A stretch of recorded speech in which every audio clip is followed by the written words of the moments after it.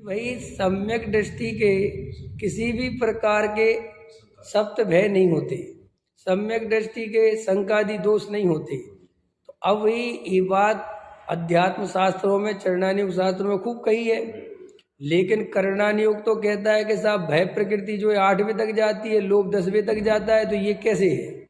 अब ये प्रॉब्लम क्यों हो रही है कि ये बात कही गई थी श्रद्धान की अपेक्षा, और ये जो करणानुयोग कह रहा है ये कह रहा है चारित्र की अपेक्षा।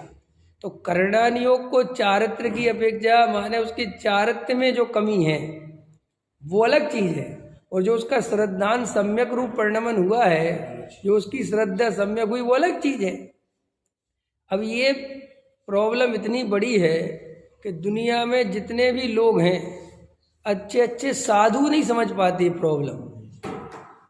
साधु भरी सभाओं में ऐसा आरोप लगाएंगे, समय सार पढ़ते हैं और चारित्र का ठिकाना नहीं है, और एकदम मामला एकदम ऐसा लगता है कि यार बात तो सही कह रहे। अब लेकिन भैया कोई ये नहीं पूछता कि कौन सा चारित्र, आप किस चारित्र की बात कर रहे हो। मैंने उनका एक सीधा सा आक्षेप होता है, आरोप होता है कि समय सार पढ़ने वाले को तो दीक्षा ही ले लेनी चाहिए, वह उसे भी आचरण मानेगी, उसे तो त्यागी वृत्ति ब्रह्मचारी बन जाना चाहिए अगर उसने समय सार की इतनी ऊंची ऊंची बात करी है तो। ये सीधा गणित है। अब जबकि भैया समय सार तो श्रद्धान के लिए समर्पित है, समय सार आचरण के लिए तो समर्पित है ही नहीं। पहली बात, समय सार तो पहले ये कहता है कि जो वस्तु का स्वरूप है पहले वो समझो, इसमें कोई चारित्र की बात थोड़ी बताई कि मुनि बनो साधु बनो। समय सार में इसमें तो ये बताया है कि जीव अनादि काल से अपने को पुद्गल आदि द्रव्य से भिन्न नहीं जानता, शरीर संयोग वाला अपना को मानता है, पर द्रव्य में एकत्व ममत्व कर्तृत्व भोक्तृत्व करता है। इसके कारण ये जीव अनादि काल से मिथ्या दृष्टि है, मिथ्या दृष्टि। इसकी श्रद्धा उल्टी है, विपरीत है, और एक द्रव्य दूसरे द्रव्य का कर्ता धर्ता नहीं है। जीव और अजीव भिन्न भिन्न हैं, रागादि भाव आश्रव भाव हैं, पुण्य पाप एक समान है। संवर निजरा ही वास्तव में शुद्ध परिणति शुद्ध उपयोग का नाम है, और उससे ही मोक्ष होता है। समय सार में तो ये चर्चा है, पूरे समय सार की थीम बता दी आपको मैंने। जीव अजीव का भेद विज्ञान कराया, एक द्रव्य दूसरे द्रव्य का कर्ता धर्ता नहीं ये बताया, पुण्य पाप एक समान है, आश्रव दुख रूप है, बंध दुख रूप है, संवर निजरा शुद्धोपयोग परिणति का नाम है, और मोक्ष कर्म झड़ जाते, मोक्ष हो गया, अब खत्म, अपने स्वरूप में लीन हो गए, मोक्ष। अब उसमें साधु बन जाओ, मुनि बन जाओ, ये आचरण पालो, ये तो उसकी चर्चा ही नहीं है। लेकिन फिर भी लोग ऐसी अपेक्षा लगाते हैं कि समय सार पढ़ते और आचरण का ठिकाना। अब आचरण माने क्या, तो वो इसलिए गलती होती है कि वे नए विभाग नहीं समझते, वो श्रद्धा और चारित्र में भेद नहीं समझते। भाई अध्यात्म शास्त्र तो वैसे ही श्रद्धा के लिए समर्पित है। अध्यात्म शास्त्रों की जो थीम है वो तो यही उनका मेन प्रयोजन है कि जीव के मिथ्या दर्शन का नाश हो जाए। उसके अलावा क्यों, उसके अलावा दूसरी बात क्यों नहीं कि भाई मिथ्या दर्शन का नाश हो जाएगा, जीव को सम्यक दर्शन हो जाएगा, जिसे एक बार आत्मा की सच्ची पहचान हो जाएगी, जो एक बार अपने स्वरूप का रस चख लेगा, भले ही क्षण भर को चखेगा, लेकिन अब उसे ये पता चल जाएगा कि मोक्ष मार्ग क्या है, और उसे चरणानुयोग चारित्र ये फिर बताना नहीं पड़ता, फिर उसे पता चल जाता है कि अब आगे करना क्या है। इसलिए मूल में तो वास्तव में उपदेश केवल सम्यक दर्शन का ही है, तत्व का ही है, वस्तु स्वरूप समझाने का ही है मूल में प्रयोजन।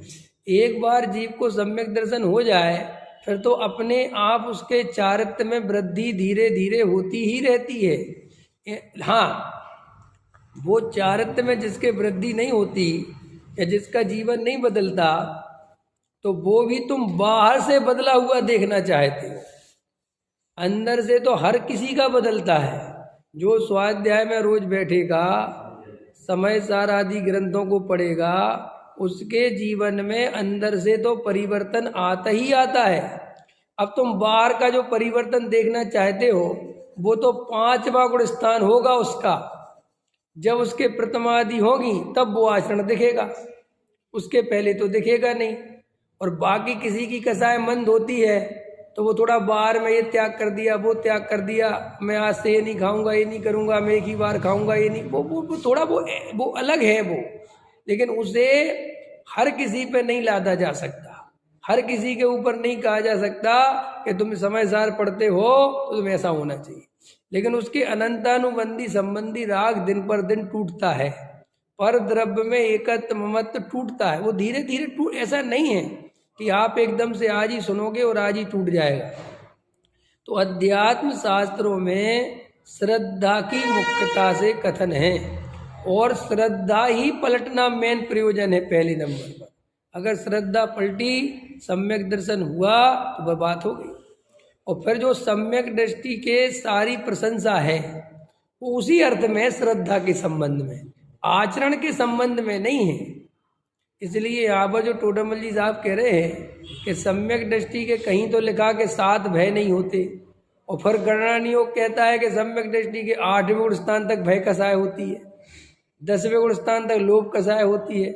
और आप तो कह रहे थे कि सम्यक दृष्टि के कुछ होते ही नहीं, ना सप्त भय होते हैं, ना 8 संकादि दोष होते हैं, तो वो श्रद्धा की अपेक्षा है।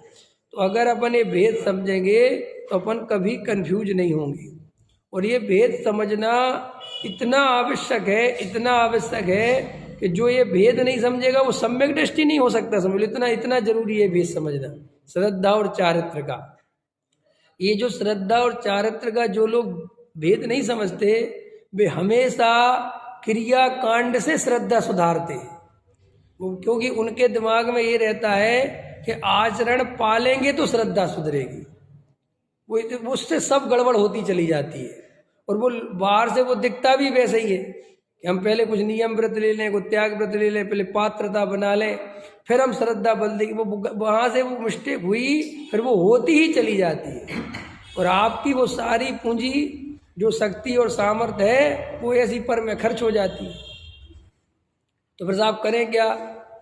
3 टाइम स्वाध्याय करो, जब मौका मिले भेद ज्ञान करो, तत्व अभ्यास करो, अपने को ज्ञानानंद स्वभावी जीव तत्व देखो।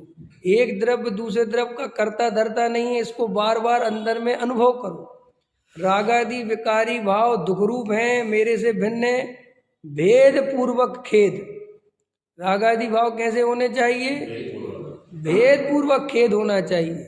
अकेला खेद ही खेद है तो भी बेकार, और अकेला भेद ही भेद है तो भी बेकार। भेद पूर्वक खेद, भेद भी चाहिए कि मेरा स्वरूप नहीं है, और खेद इस बात का चाहिए कि मैं अपने स्वरूप में रम नहीं पाता, इसलिए जो उत्पन्न होता रहता है। समझ में आए? राग के उत्पन्न होने का क्या कारण है? बोलो। है? हाँ, श्रद्धा की अपेक्षा तो मिथ्यात्व है, इसलिए पैदा होता है। और चारित्र की अपेक्षा हम अपने स्वरूप में नहीं रम पाते, इसलिए पैदा होता है। समझ में आ गया? पकड़ में आ गया? तो अब राग को नहीं बदला जा सकता, और हम क्या करते? राग को बदलना चाहते हैं। जबकि राग पे तुम्हारी बिल्कुल नहीं चलेगी। राग क्या? राग तो जो आ रहा है, तो क्या करे? तुम अपने स्वरूप में रमोगे तो नहीं आएगा, सिस्टम है। नहीं समझ में आया? जैसे दुनिया में भी क्या होता है, उदाहरण दे रहा हूँ ताकि समझ में आ जाए। लड़की अपने रास्ते जा रही और लड़के छेड़ते हैं, तो देखो माँ बाप क्या समझाते, वो लगे हमें वहाँ लड़के छेड़ते हैं, वहाँ कमेंट्स करते कि बेटे तुम ध्यान ही मत दो, हम दुनिया में किस किस को पकड़ने जाएंगे, किस किस से लड़ने जाएंगे, ये तो संसार है। और लड़कियों को देख के लोग ऐसे कमेंट्स करते हैं, देखते हैं बुरी नज़रों से। तो साहब कि तुम उनकी बुरी नज़रों को देखने ही मत, तुम अपने रास्ते जाओ और अपने रास्ते आओ, खत्म। तुम बिल्कुल सोचो ही मत, यही उपाय है। और तुमने पलट पलट के देखा और जरा सी स्माइल और कर दी तो फिर तो वो आफत हो गई, फिर तो वो पीछे पड़ेगा। अब समझ गए? तो भाई अब उसको बदलना चाहिए कि अपने को बदलना चाहिए? उसको गाली देने से क्या फायदा? वो तो उसका स्वरूप है, मतलब मेरा कहने मतलब वो तो क्या पल, तो क्या करे कि भाई तुम अपने को बदलो। ऐसे ही सिद्धि गुरु कहते हैं अगर अपने स्वरूप में नहीं रमोगे तो वो राग तो उत्पन्न होगा ही,